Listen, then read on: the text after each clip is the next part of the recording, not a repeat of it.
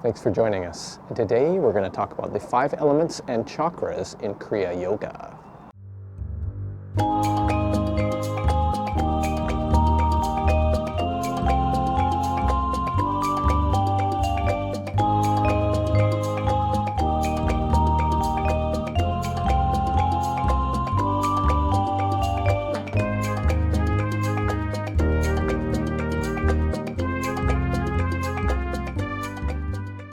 So in Kriya Yoga, the idea of the 5 elements and the chakras is a predominant aspect of practice. Now in many yogic systems, the 5 elements are the elements of the earth, the water, the fire, the wind or air, and ether.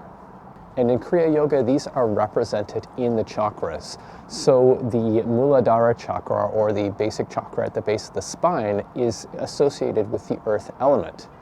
The Swadhisthana chakra in the sacral or sexual area is associated with the element of water. In the area of the Manipura chakra, the area of the kidneys and adrenals, or navel area, is associated with the fire element. And then in the Anahata chakra, the area of the heart is associated with the air element. And the Vishuddha chakra in the throat is associated with the ether element. And finally, in Kriya Yoga, we talk about the medulla, which is associated with the Om vibration. So in Kriya Yoga and in other yogic systems, we talk about the Om vibration as distilling itself down into these successively grosser elements, beginning from the Om vibration, going to ether, and then to air, and then to fire, and then to water, and then to earth.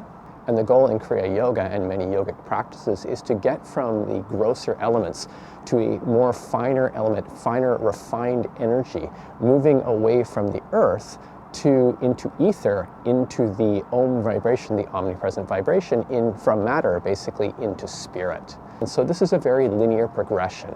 And consequently, the methodology in Kriya Yoga and in other yogic systems follows this linear path.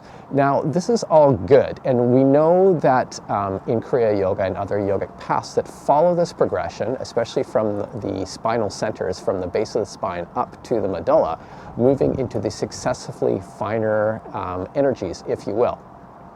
And in Kriya Yoga, we know that we can get into an internalized state, pratyahara, right, through doing this yogic breathing. It's this intentional breathing that we call Kriya pranayam, and in other systems probably have something similar. And your perceptions get finer because your consciousness is drawn within. So moving away from the initial senses of sight, hearing, taste, touch, all those things, moving into an inner perception, what we call an interoception, an inner experience of your energetic states. Now the challenge with having a linear progression in spirituality is it doesn't always pan out. And we know we can get internalized, especially in Kriya Yoga and associated yogic systems that use that kind of approach. But what we are often lacking in that methodology is that we don't have a way to resolve inner conflict. And when we talk about inner conflict, in yoga they talk about samskaras, these karmic seed tendencies, propensities to act in certain ways. Basically what we might call dukkha, or pain, in Buddhism. So getting away from this sort of the pain and suffering of dukkha and moving towards this sort of perpetual bliss. That's the yogic approach, basically. It is very much about getting away from your problems, and it is not so much about resolving them. And we know that folks on the yogic path, they can get into these exalted states, right? So you can get into an internalized state, you can experience some bliss, and so on, and you can go deep. You can get into samadhi, right, with this blissful consciousness of expansion. But inevitably, yogis get pulled back to the physical world, to the world of problems, and they don't necessarily have the skills to deal with those problems. Now, first and foremost, the way to help you deal with issues in your life, in any kind of spiritual issue, interpersonal issue, familial issue, whatever it is that you need to resolve your internal conflict before you can be as effective externally in your environment. So that 5-element model in Kriya Yoga and other yogic systems is very linear. You're going from grosser to successively finer vibrations, and thinking that that will resolve internal conflict along the way, or at least it should, right? But it doesn't. And at Modern Kriya, we're informed by a Daoist internal alchemy approach.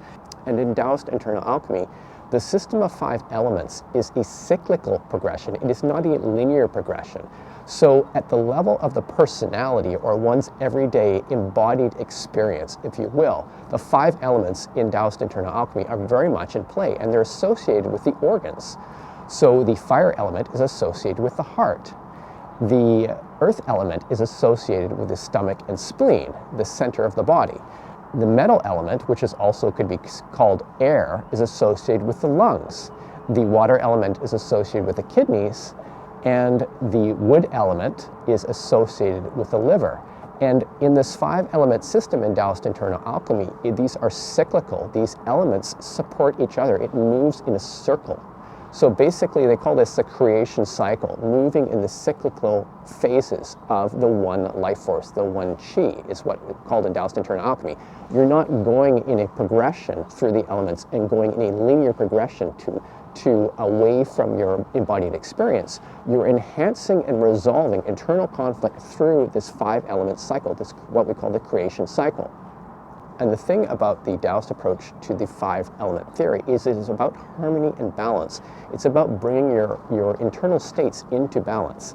And this creates a situation of stability.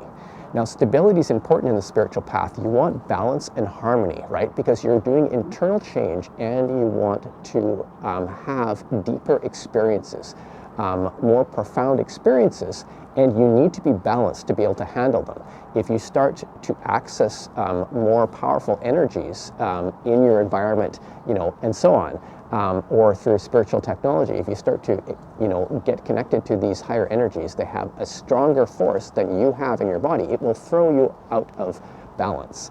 So the best thing to do at the beginning is to balance your internal energies, and we can do this through the 5-element system that we use at Daoist internal alchemy. Now, this doesn't mean that Kriya Yoga isn't effective. Kriya Yoga is extremely effective for going within, right?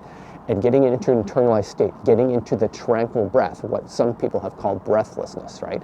You get very still, very internalized, but you also need a methodology to resolve internal conflict, and that's what we do at Modern Kriya, is that we bring in Daoist internal alchemy to use the creation cycle of the 5 elements to help to resolve internal conflict. And what happens when you have harmony and balance within in the 5 elements is that you can go into deeper states of meditation, and then you're not pulled out of it by unresolved issues within you, right?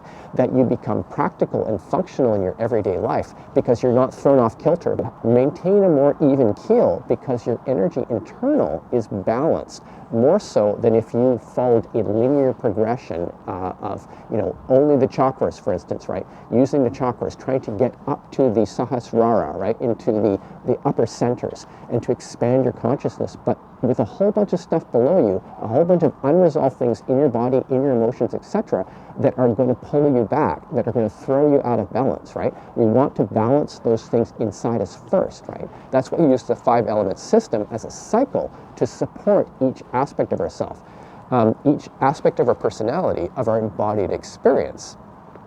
So one of the very simple, basic methodologies that we use at Modern Kriya in the Daoist internal alchemy practices to help to begin to balance the 5 elements in the body is the 6 healing sounds. These are associated with the organs. In Daoist internal alchemy and Chinese medicine, there's an understanding that the way that the energy flows in your body is connected in with your different organs. So for instance, lungs are connected with the metal element. And when people have issues that have to do with sadness, grief, depression, etc., it's connected to the energy of the lungs and the lung meridians, which run throughout the body.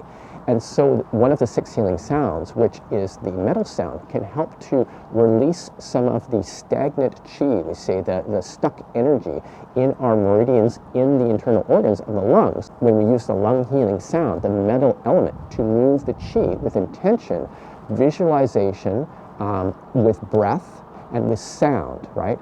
The 6 healing sounds are very effective for starting to balance the internal energies. So check out the video on our website, modernkriya.com, that has the 6 healing sounds. It talks about how to use this simple breathing, simple movement, simple visualization and sound to start to move the stagnant energy within you, to start to smooth out some of the kinks in your energetic system. So if you've been doing Kriya Yoga or other kinds of yoga meditation, and you feel yourself, you get into these, states of peace, states of harmony, and then you find yourself being pulled back down, right, into a situation where you're like, you have emotional upheaval, you can't deal with things, you don't feel practical, etc. And it's usually because there's an imbalance in the 5 phases. And so what you want to do is to reestablish balance and harmony within. So if you have any questions about this video, feel free to send me an email at info@modernkriya.com. Also check our website at modernkriya.com and our YouTube channel. So thanks for joining us, and we will see you next time.